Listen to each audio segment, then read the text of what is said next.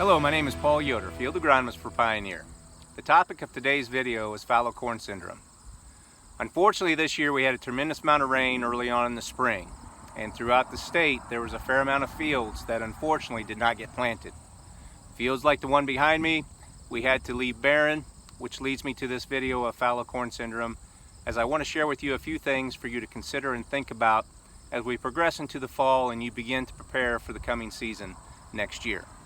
So fallow corn syndrome, as you know, there's a tremendous amount of living organisms, bacteria, fungi in the soil.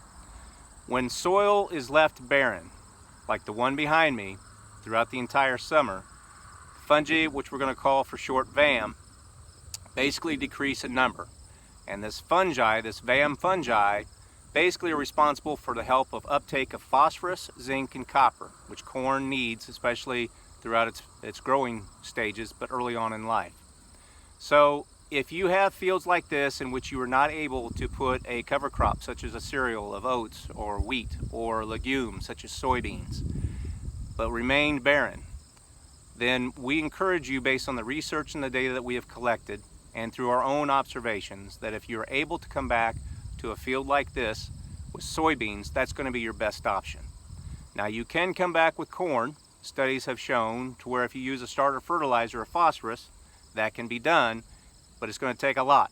Studies show you need about 60 to 80 pounds. If you have extremely high readings of phosphorus, if it used to be an old feedlot, or if you've got cattle that you've been spreading manure on and the phosphorus ratings are in the hundreds, then you might be okay. Fields like this that were kept clean, based on our studies, are sometimes the worst fields the following year with fallow corn syndrome if you have to come back with corn. Fields in which maybe we're not able to keep clean and you had a fair amount of weeds pressure in this field, we have found through our studies and research as well that those are not good hosts out there to help keep the VAM fungi alive. There are a few articles out there on the internet that say that weeds do help, but based on our research they do not.